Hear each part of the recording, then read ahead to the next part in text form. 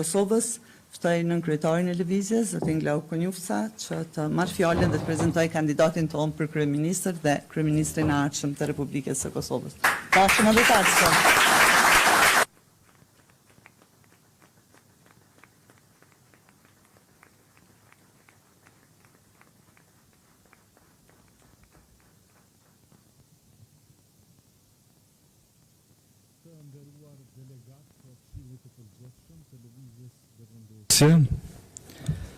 I dashur i kryetar i lëvizjes vetëvendosje, kryeministër Albin Kurti, e nderuara drejtuese e Këshillit, zonja Nagavci, sekretar Rama, të dashur qytetarë që po na ndihni.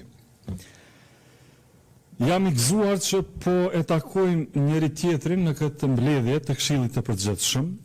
Jemi në fund të vitit 2025, të këtij viti, të cilit nuk besoj që ja gjejmë një të ngjajshëm.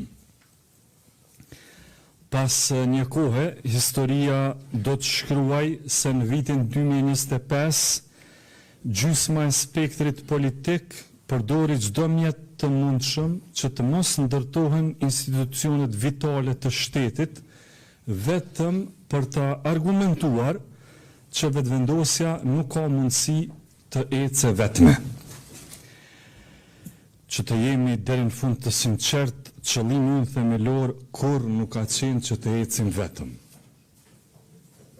Verdikti i popullit në zgjedhjet e shkurtit nuk ishte që të ecim vetëm, por që të ecim së bashku me partnerin ton në një koalicion demokratik. E bëm ne edhe këtë përmes ftesave tona, por u refuzuam.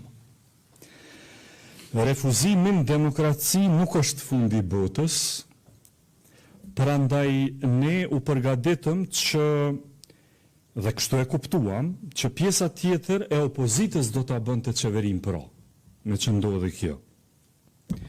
Numrat objektivisht ishin, por ata refuzuan që ta bëjnë edhe qeverin.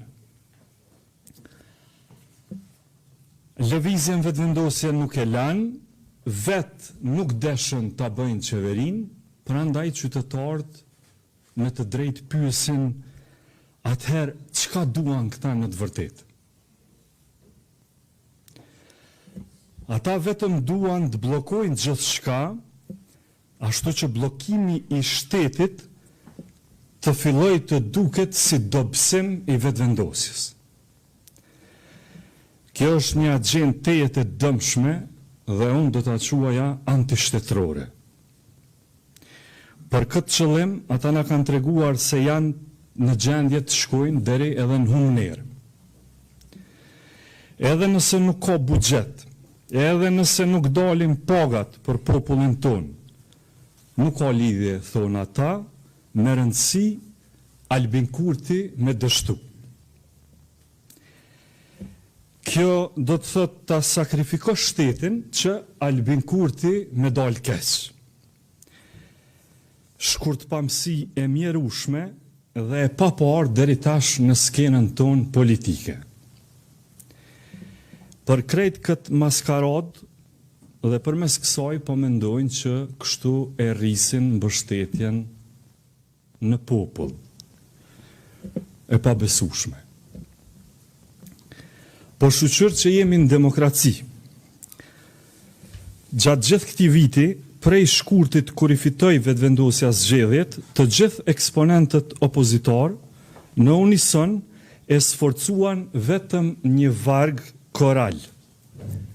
E ky është vargu se Albin Kurti nuk do të jetë më kurrë kryeministër i Kosovës. Nuk prezantuan kurfar programi, nuk patën asnjë vizion për një qeveri të re që do ta bënin vetë, por vetëm që Albin Kurti nuk do të jetë më kurrë kryeministri i Kosovës. Eklipsi i mendjes e kërkonte vetëm një qëllim: rrëzimin e atij që u votua më së shumti me vota nga ana e popullit të Kosovës. Të dashur kolegë, ne jemi mbledhur që sot ta nominojmë kryeministrin e ardhshëm nga radhët e lëvizjes vetëvendosje. Unë do ta nominoj më të votuarin nga populli ynë në historinë e demokracisë sonë parlamentare, më meritorin në udhëheqjen e lëvizjes vetëvendosje, liderin e vërtet të transformimit social dhe demokratik të Kosovës, kryeministrin më të suksesshëm të Republikës sonë Albin Kurtin.